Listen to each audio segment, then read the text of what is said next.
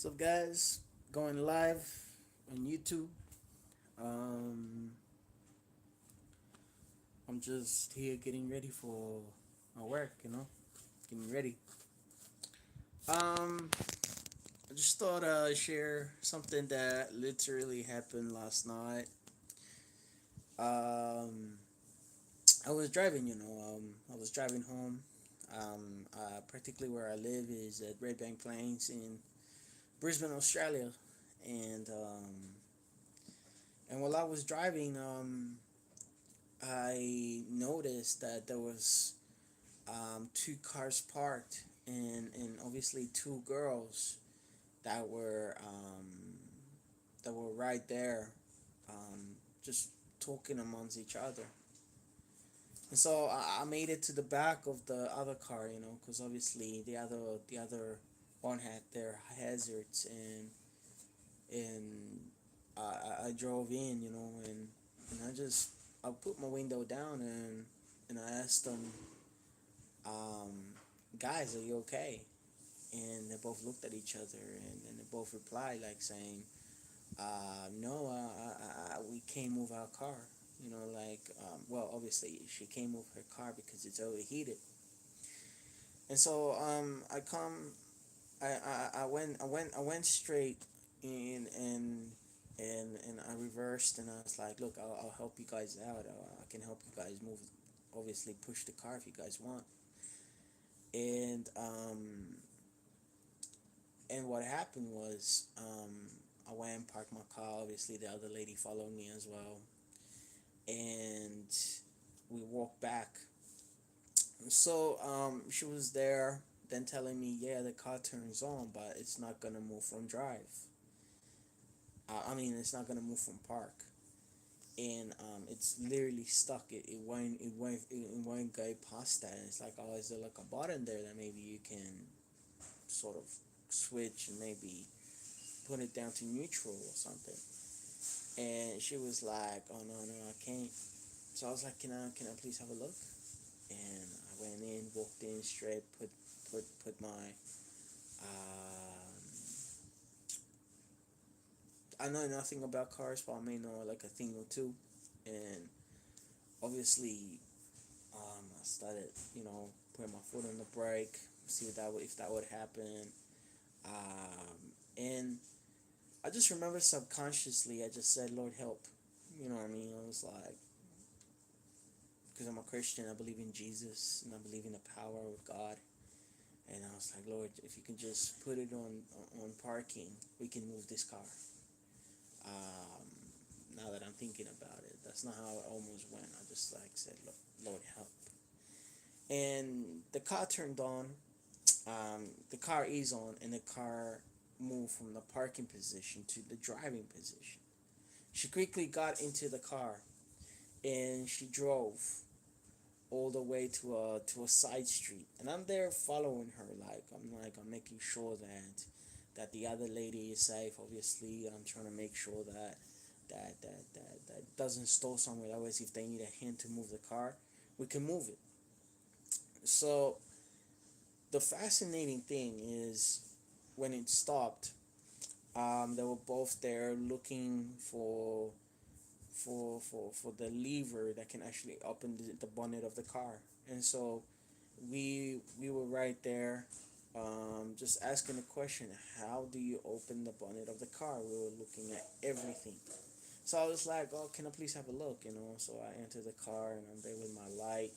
Obviously, I got my phone, and I looked at the light. Obviously, I looked at the bottom of the steering wheel, and there was this red lever. So I opened the red lever, and the bonnet popped up. And when I finally went in, she obviously got to the boot of her car, got some water, and she's like, "Well, we don't know." Both of them are there scratching their heads, like, "Where do we put the water?" And I'm just like, right here. Like, for some reason, like, for a person that doesn't know anything about cars, I sort of knew where you put the water in. You just got to look for a tank, and obviously something to say that it's hot. You know what I mean? So I was like, there, okay, this is it. I know that that's it because it looks empty. So I opened it up and I put well, she gave me the bottle of water and I opened it and I put water in, and it started sizzling in the thing. It started like cooking the water for some reason. I was like, oh man, I've never heard that one before. And the whole car was like going do do do do do do. It was making this weird noise. Besides, she knows that this car eats a lot of water, like drinks a lot of water. So, um, but she just didn't know how to pop the bonnet, and that was the main key issue. So now we figured out how to open the bonnet. And obviously the water is running, and I said to her, look, see if you can turn it on and see if you can drive it home. The quicker you get home, you can sort out the rest tomorrow. So she turned on the car, and then she started driving, and then she this is the most interesting part. While I was following her and the other lady was following her, she was entering through my streets, and she literally, when she finally got home, and what happened was she literally parked next door to my house. So here I am in my house. She literally parked next door to my house. I decided, you know what, I'm not gonna continue to follow her because obviously she's next door, so I might as well just drive up my driveway and just park my car and see if she's all right, see if she's all good.